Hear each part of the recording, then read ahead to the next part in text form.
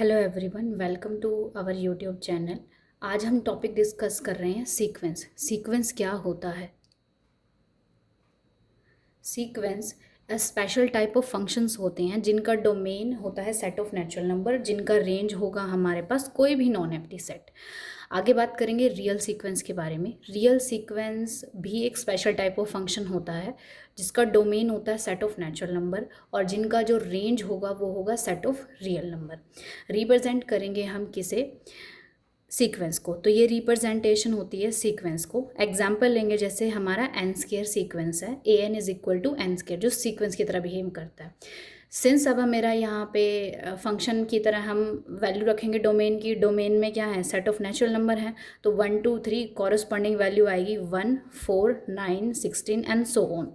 ऐसे ही अगर मैं सीक्वेंस 1 बाय एन ले लेती हूँ तो इसके एलिमेंट आएंगे 1, एन की वैल्यू 1 के कॉरस्पॉन्डिंग, एन की वैल्यू 2 के लिए, एन की वैल्यू 3 के लिए, एन की वैल्यू 4 के लिए एंड सो ऑन। ये मेरी वैल्यूज़ आ जाएंगी। हम पढ़ चुके हैं रियल सीक्वेंस के बारे में। अब बात करेंगे हम range of a sequence.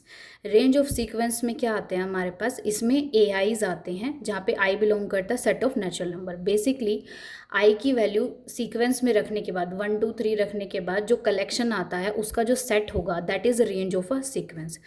Constant sequence. Constant sequence कैसी होती है मेरे पास? कांस्टेंट सीक्वेंस होती है a n is equal to this type c n, जिसकी हर टर्म कांस्टेंट होगी और सेम होगी, तो वो सीक्वेंस कैसी हो जाएगी हमारे पास? Constant sequence. इस एंगल से अगर इसकी रेंज के बारे में बात करें तो सिर्फ एक सिंगलटन सेट आता है जिसके अंदर एक एलिमेंट आएगा। आगे हमारा टॉपिक है बाउंडेड एंड अनबाउंडेड सीक्वेंस। पहले हम बाउंडेड और अनबाउंडेड सेट्स कर चुके हैं पॉइंट सेट टोपोलॉजी में। अब हम डील करेंगे बाउंडेड एंड अनबाउंडेड सीक्वेंस के बारे में। किसी भी सीक्वेंस को मैं बाउंडेड बिलो सीक्वेंस कब कहूँगी? A n is called bounded below sequence if there exist a real number k such that ai is greater than equal to k for all i belong to natural number।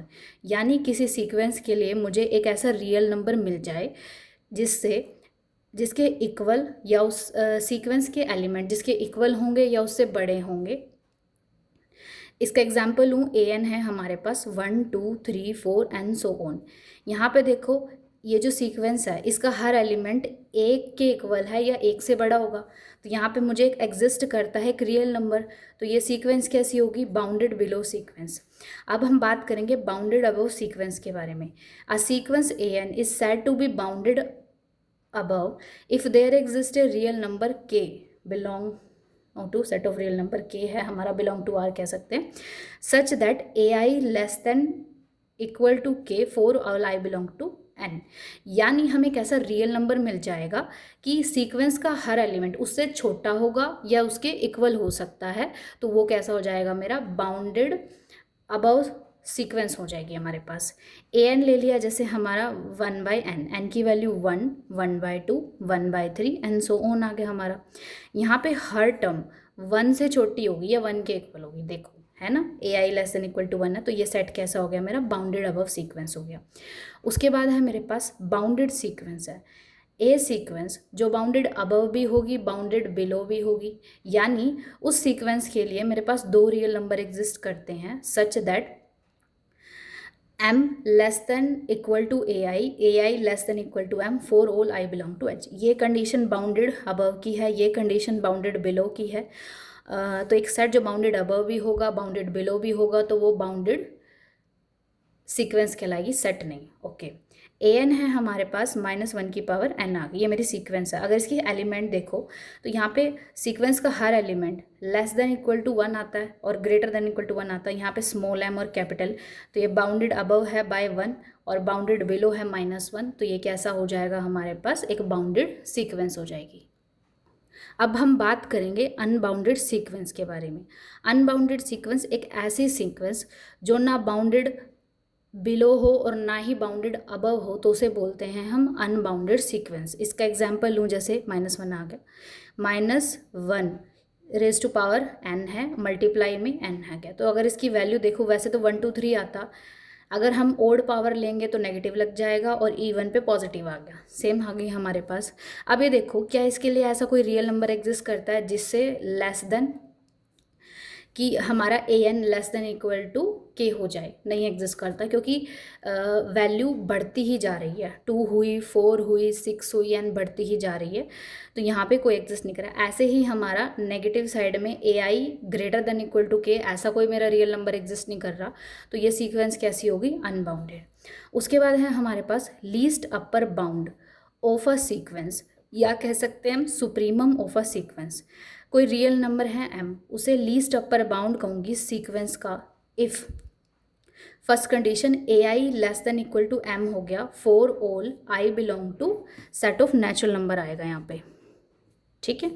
और दूसरा क्या था, for each epsilon greater than 0 के लिए there exist, हमें क्या मिलेगा, एक नेचुरल नंबर कह सकते हो आप या पॉजिटिव इंटीजर कह सकते हो, सच दैट कि अगर मैं उस m में से मैं एक छोटा सा नंबर एप्सिलॉन माइनस कर देती हूँ तो हमें एक एलिमेंट मिल जाएगा सीक्वेंस के अंदर जो उससे बड़ा होगा। बेसिकली लीस्ट अपर बाउंड में क्या होता है, m को हम लीस्ट अपर बाउंड कहेंगे सीक्वेंस का फर्स्ट, हमारी जो सीक्वेंस होगी वो बाउंडेड अबव होगी, सेम डेफिनेशन से। फॉर ईच एप्सिलॉन के लिए हमें एक पॉजिटिव इंटीजर या नेचुरल नंबर कह सकते हो मिलेगा, such that a m greater than हो जाएगा m माइनस एप्सिलॉन, यानी सबसे बड़ा यही हो गया, उसमें से अगर हमने कुछ माइनस कर दिया तो उससे बड़ा भी मुझे कोई एलिमेंट सीक्वेंस में मिल गया। Greatest lower bound of A sequence, और इसको हम बोलते हैं इनफीमम ऑफ अ सीक्वेंस। तो इसकी पहली कंडीशन है a i is greater than equal to m for all i belong to natural number हो गया हमारा, ठीक है। अब हमारे पास ये कंडीशन लोअर बाउंड की हो जाएगी, नहीं लोअर बाउंड की नहीं, बाउंडेड बिलो की, ओके हाँ लोअर बाउंड की भी होती है बट बाउंडेड बिलो की हो गई। उसके बाद नेक्स्ट कंडीशन है for each epsilon greater than 0 के लिए देयर एग्जिस्ट, हमें एक नेचुरल नंबर मिल जाएगा l मिल जाएगा, सच दैट, अब सिंस मेरा जो ये बाउंडेड बिलो वाली कंडीशन से m सबसे छोटा होता है ना हमारे पास, इससे बड़ा हर एलिमेंट होता है ये, तो इसमें से अगर इस छोटे में से मैं कुछ ऐड कर दूंगी तो इससे छोटा एक एलिमेंट मिल जाएगा मुझे सीक्वेंस में, m plus epsilon less than हो गया हमारा ए आई। उसके बाद हम बात करेंगे कन्वर्जेंट सीक्वेंस के बारे में। A sequence a n is said to converge to a real number l if for a given epsilon greater than 0 के लिए there exist a m natural number depending upon epsilon, ये जो m है हमारा epsilon पे depend करता है, such that a n minus l less than epsilon हो जाएगा for all n greater than equal to m। Basically ये क्या कहना चाह रहा है, सीक्वेंस ए एन है वो रियल नंबर हमारा l को कन्वर्ज करती है अगर गिवन एप्सिलॉन के लिए हमें एक नेचुरल नंबर m मिलता है, such that a n minus l less mod of है less than epsilon for all n greater than equal to m। यानी ये जो इनइक्वालिटी है वो होबे करेगी n की वैल्यू जब m होगी, m+1 m+2 m+3 के लिए ये रिलेशन मेरा फॉलो करेगा। तो हम कह सकते हैं कि मेरी जो सीक्वेंस है हमारी कैसी हो गई, l को कन्वर्ज करगी। फॉर एग्जाम्पल ए एन ले लिया हमने, 1/n ले लिया, ठीक है।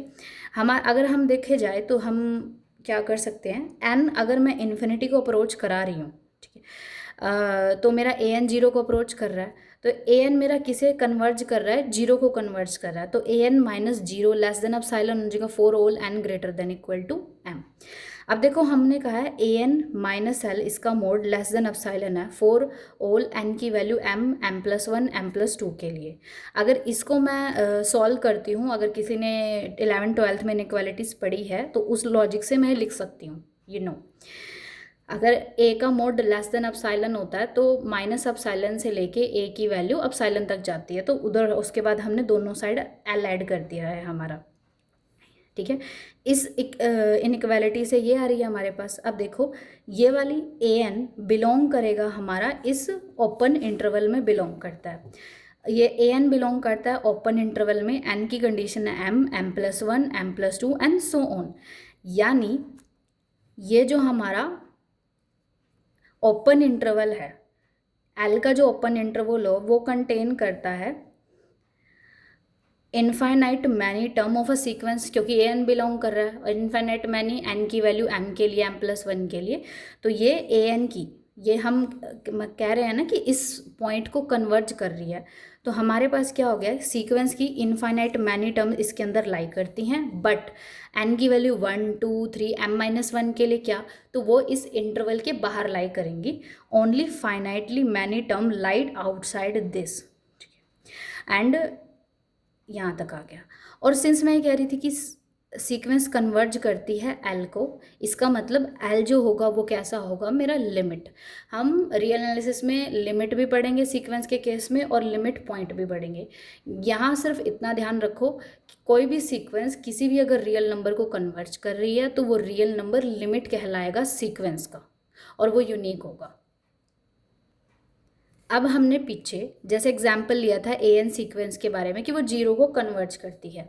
फॉर गिवन एप्सिलॉन के लिए ए एन -0 लेस देन आ जाएगा 0.01, 1/m ऐसे सॉल्व किया, तो ये जो इनइक्वालिटी ओबे करेगी जब एन की वैल्यू ग्रेटर देन 100 होगी। यानी बेसिकली एप्सिलॉन के लिए हमें एक m मिल जाएगा जिसकी वैल्यू कितनी होगी, हमें नेचुरल नंबर था ना 101 होगी, ठीक है, such that a n minus l less than epsilon है, where n greater than equal to 101 हो जाएगा, ठीक है, हमारा ये हो गया। अब कन्वर्जेंट सीक्वेंस पे हम रिजल्ट्स की बात करेंगे। एवरी कन्वर्जेंट सीक्वेंस कन्वर्ज करती है टू अ यूनिक लिमिट। मैं पहले ही भी बोली थी कि जो सीक्वेंस है हमारी, जिस भी रियल नंबर को कन्वर्ज करेगी वो रियल नंबर उसका लिमिट कहलाएगा, और किसी भी कन्वर्जेंट सीक्वेंस की जो लिमिट होती है वो यूनिक होती है। Every convergent sequence is bounded but converse need to be true. अगर कोई सीक्वेंस कन्वर्ज करती है तो वो बाउंडेड होगी हमारे पास, बट कन्वर्स ट्रू नहीं है। मतलब अगर मेरे पास कोई बाउंडेड सीक्वेंस आ जाती है, ज़रूरी नहीं है वो कन्वर्ज करेगी। कन्वर्जेंट सीक्वेंस ऑलवेज बाउंडेड होती है, but bounded sequence is not convergent. इसका एग्जाम्पल भी दे रखा है, जैसे -1n। ये देखो, ये सीक्वेंस मेरे पास बाउंडेड है बिकॉज यहाँ पे ए एन की value less than equal to n और -1 से बड़ी आ रही है, ठीक है, ये बाउंडेड है। बट क्या ये कन्वर्ज कर रही है, क्या ये अप्रोच कर रही है एक फाइनाइट वैल्यू को जो उसकी लिमिट कहलाएगा, नहीं। तो ये सीक्वेंस क्या होती है कि बाउंडेड सीक्वेंस मेरी कन्वर्ज नहीं करती। अब उसके बाद देखते हैं हम डाइवर्जेंट सीक्वेंस। डाइवर्जेंट सीक्वेंस क्या होती है, जैसे एन को हम बढ़ाते जाते हैं और एन मेरा इन्फिनिटी को अप्रोच करता है, ठीक है। अगर मेरा ए एन बी इन्फिनिटी को अप्रोच करे या -इन्फिनिटी को अप्रोच कर रहा है, तो जो मेरी सीक्वेंस होगी वो डाइवर्जेंट सीक्वेंस होगी, एक रियल नंबर को अप्रोच नहीं कर रहा। जैसे है एग्जाम्पल एन आगे मेरी sequence a n is equal to n² -n³। जैसे जैसे मैं एन को इन्फिनिटी अप्रोच करा रही हूँ, ये इन्फिनिटी बन रही है, ये इन्फिनिटी बन रही है और ये -इन्फिनिटी बन रही है। तो ये एग्जाम्पल है डाइवर्जेंट सीक्वेंसेस के। ऑसिलेटरी सीक्वेंस के बाद में बात करेंगे, एक ऐसी सीक्वेंस जो ना तो कन्वर्ज करेगी ना ही डाइवर्ज करेगी, वो होती है मेरे पास oscillatory sequence. Oscillatory sequence further दो टाइप की होती है, फाइनाइटली ऑसिलेटरी सीक्वेंस और infinitely oscillatory sequence. Finitely oscillatory sequence कौन सी होती है, एक ऐसी सीक्वेंस जो बाउंडेड भी होगी और ऑसिलेटरी भी होगी। फॉर एग्जाम्पल ए एन ले लिया, जैसे मैं ऊपर बताया था कि ये बाउंडेड है, तो ये सीक्वेंस बाउंडेड भी है और 1 और -1 के बीच में ऑसिलेट भी कर रही है। इनफाइनाइटली ऑसिलेटरी सीक्वेंस क्या होती है, ये इनफाइनाइटली ऑसिलेटरी सीक्वेंस एक ऐसी ऑसिलेटरी सीक्वेंस जो अनबाउंडेड होती है। जैसे ए एन की वैल्यू -1 2 -1 3 -1 एंड सो ऑन आ गया हमारा, ये अनबाउंडेड है हमारे पास। अनबाउंडेड के लिए क्या होता है, या तो हम बाउंडेड बिलो ना हो, बाउंडेड बिलो अबव ना हो, या दोनों ही ना हो। तो अब यहाँ पे देखा जाए तो बाउंडेड बिलो तो होगी, यानी ए आई की value greater than equal to -1 होगी, बट ये बाउंडेड अबव नहीं है, तो यानी ये अनबाउंडेड ही कहलाएगी। ये सीक्वेंस मेरे पास अनबाउंडेड है, प्लस में ऑसिलेटरी आ गया, तो ये कैसी हो जाएगी, इनफाइनाइटली ऑसिलेटरी सीक्वेंस हो गई। फर्दर हमारे पास कुछ रिजल्ट हैं, कुछ थ्योरम्स के हम डिस्कस करेंगे। If a sequence a n diverges to infinity then a n is bounded below और अनबाउंडेड अबव है। फॉर एग्जाम्पल, अगर मेरे पास कोई सीक्वेंस ए एन है हमारे पास, वो डाइवर्ज करती है इन्फिनिटी को, ए एन की वैल्यू अगर मैं क्या ले लूँ, एन ले ली, ये हमारे पास डाइवर्ज करेगी एन अप्रोचेस टू इन्फिनिटी, तो हमारा ए एन भी इन्फिनिटी को जा रहा है, तो ये सीक्वेंस डाइवर्ज करती है इन्फिनिटी को। तो यानी ये कह सकता है क्योंकि ये नेचुरल नंबर है हमारे पास, तो ए एन की वैल्यू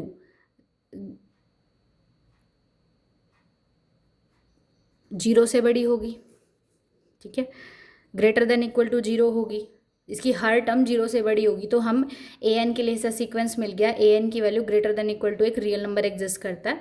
तो अगर मेरे पास ये सीक्वेंस ए एन है, डाइवर्ज करती है किसको, इन्फिनिटी को, देन जो मेरे पास ए एन होगी वो कैसी होगी, बाउंडेड बिलो होगी और अनबाउंडेड अबव होगी, ठीक है।